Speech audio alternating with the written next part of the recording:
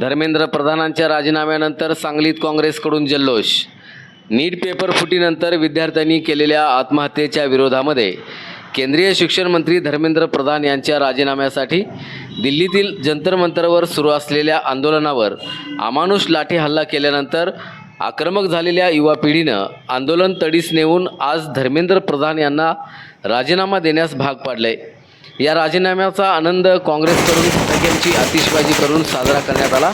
दरम्यान धर्मेंद्र प्रधान यांचा राजीनामा म्हणजे युवा पिढीच्या धाडसाचं कौतुक आहे। आत्महत्या केलेल्या मुलांच्या नातेवाईकांना भरघोस मदत मिळावी अशी मागणी काँग्रेसच्या वतीनं जिल्हाध्यक्ष तथा माजी आमदार विक्रमसिंह सावंत यांच्यासह इतर पदाधिकाऱ्यांनी केली आहे।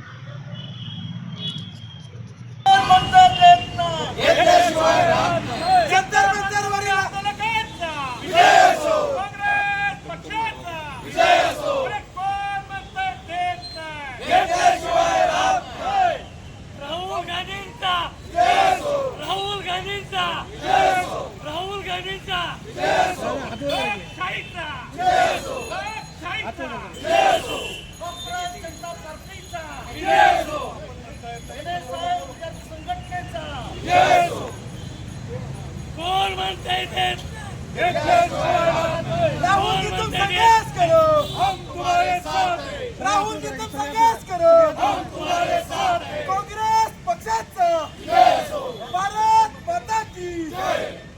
जंतर मंतरवरील आंदोलकांचा जय हो, जंतर मंतरवरील आंदोलकांचा जय हो, भारत माता की जय। वंदे मातरम, वंदे मातरम, वंदे मातरम, वंदे मातरम। काँग्रेस पक्षाचा जय हो, काँग्रेस पक्षाचा जय हो।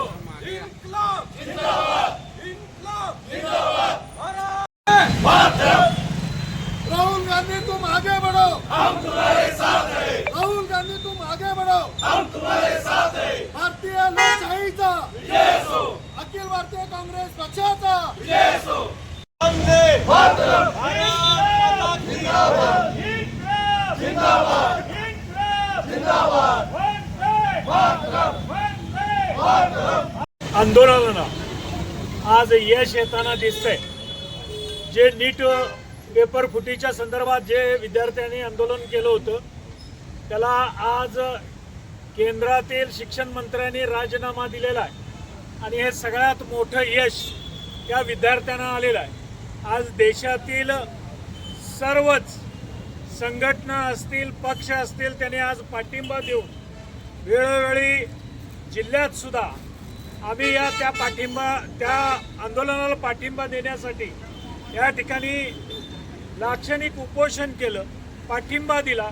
आज त्याचं मूर्त स्वरूप करून आज केंद्रीय मंत्र्यांचा प्रधानांचा या ठिकाणी राजीनामा झालेला आहे।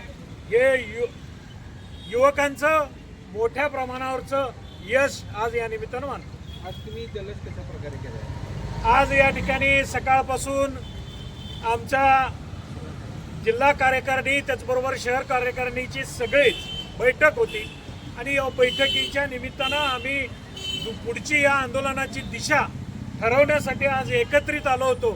पण आत्ताच समजलं की केंद्रीय मंत्र्यांचा राजीनामा या ठिकाणी झालेला आहे, म्हणून आम्ही पुढचा आमचा जो आंदोलनाची दिशा होती ती दिशा आम्ही आज थांबवलेली आहे आणि सर्वसामान्य या देशातल्या लोकांना केंद्रबिंदू मानून आम्ही या ठिकाणी त्यांच्या अडीअडचणी सोडवण्यासाठी येणाऱ्या काळात मोठ्या प्रमाणावर आंदोलन काँग्रेस पक्षाच्या माध्यमातून आम्ही उभे करू।